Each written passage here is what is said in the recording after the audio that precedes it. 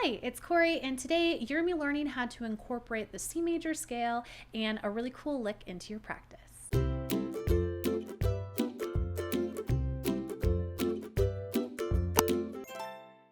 As with episode 1, the first thing you're going to want to do before you start any playing is make sure you get stretched. I'm not going to lead you through those stretches today, but you can check out episode 1 if you need a refresher on what to do. After you're all stretched and you have a really nice posture and you're prepared to be able to play really well and comfortably, the next step is to make sure your ukulele is in tune. If you don't know how to already tune your ukulele, check out my video on how to tune it, but once you're all set and you have your ukulele tuned, let's get started with playing. For this practice video today, we're only going to be looking at 2 different chords. The C major, which you should be familiar with from the last video. If you're not familiar with how to make a C major chord, you take your 3rd finger and then you place it on the 1st string of the 3rd fret. The other chord we're going to be looking at today is going to be the A major 7. And what's great about this chord is you don't need to do anything with your left hand. You just strum the ukulele. And that's because the pitches of G, C, E, and A all together make an A minor 7. Now, what's kind of cool about this is you actually know a 3rd chord and you just don't really know it. And the 3rd chord you know is a C6 chord. That is actually because enharmonically, this chord here, the A minor 7, can also be read as a C7. And enharmonics, if you're not already familiar with what that is, it basically means these chords they sound the same, the pitch collections are the same. However, the chords and pitches in it, you can rearrange them and make them into a different chord even though they sound the same.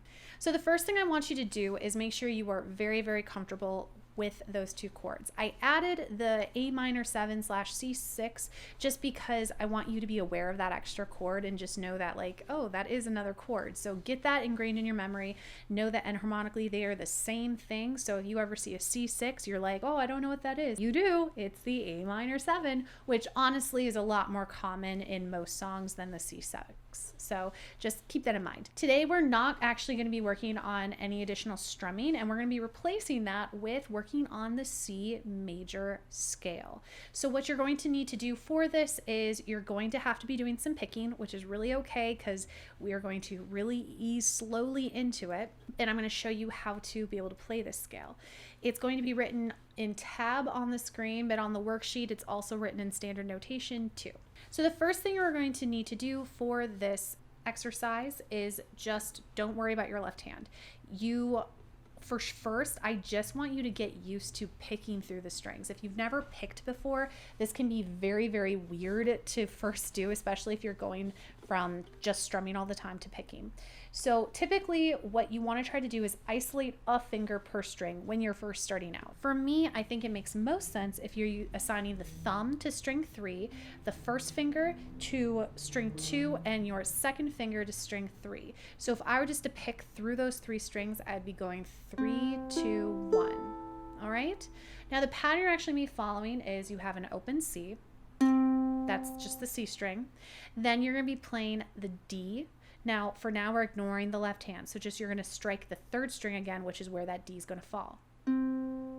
After that, you're going to play an open E. So picking with your first finger. Then you have the F and the G, which are also going to be on the 2nd string. Now you might be thinking to yourself, Cory, why aren't we just going to pick the G up here?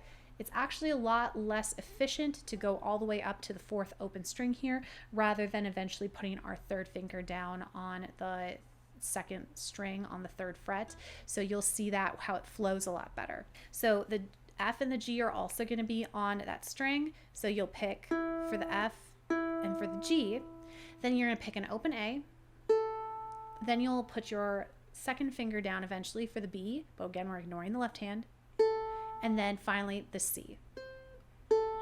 But again, we're ignoring that left hand. I'm so used to like putting my fingers there. Now the whole thing played just ascending is going to sound like this. Now I'm going to start introducing my left hand, and I'm going to be putting my fingers in the place where the tab tells me to.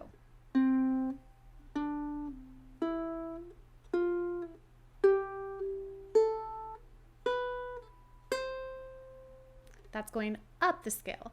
Now I'm going to go backwards. I'm not going to repeat that high C. I'm just going to start with my B. And I'm just working my way down the scale. right?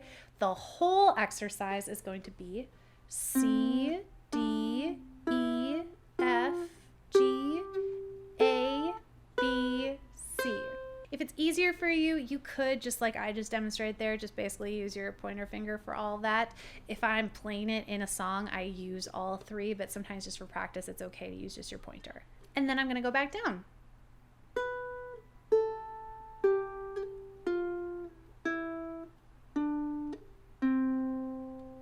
And then the whole thing is C, D, E, F, G, A, B, C, B, A, G, F, E, D, C.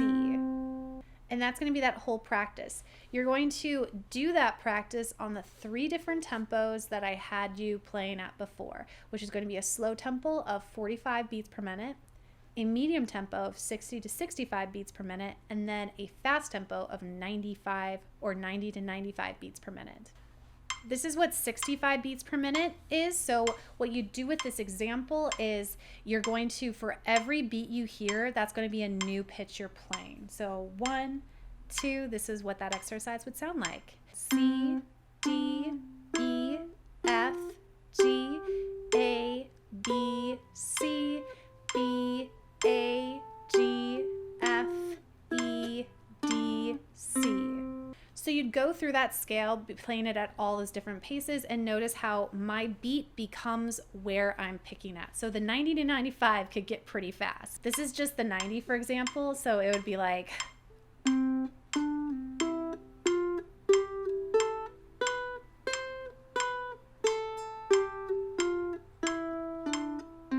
So not impossible, but definitely potentially a challenge.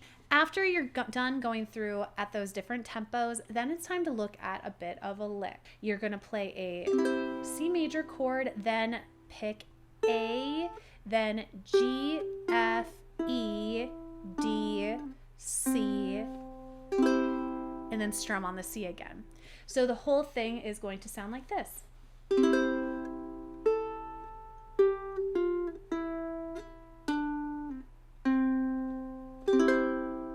So there is a bit of a rhythmic thing going on here. We have quarter note, quarter on the A, eighth on the G and the F, quarter on the E, quarter on the D, and then a half note on the C, strum again. And down the line too, there are ways that you can start to incorporate some pull-offs and hammer-ons with this little lick too, but for now, just focus on picking through it. But it's a really nice way that if your song that you're working on is going to end on a C chord, you can actually incorporate this little lick and just add a little bit of a flourish at the end. But the goal here would be also to play it at the different tempos. This is 65 beats per minute. So what this would sound like would be 1, 2, here we go, and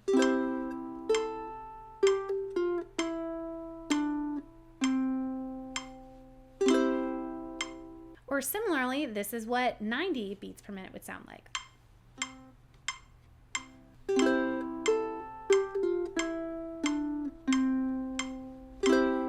So again, just as something that you can just really add as a warm-up to your practice, or you can add as a little bit of a challenge maybe for some of you. If this practice exercise is way too difficult for you, then maybe go back to the first one and try it out. But again, none of this is meant for you to just be able to play through super easily. They are meant for you to start incorporating different skills and adding them into your practice. So whatever you need, go back, practice it, rewind to a part on this video if you need the instruction. But again, the main thing we're focusing on here is keeping it simple with the chords, with just that C and then the A minor 7/C7, and then incorporating the C major scale as well as that little lick into your practice at those 3 different tempo markings. If you're at all interested in getting the worksheets that go along with these videos, make sure to check out my Patreon. I have those worksheets there, as well as a ton of other resources to help you with your ukulele playing journey. But otherwise, I hope you guys have a wonderful day, and I will see you next time. Bye!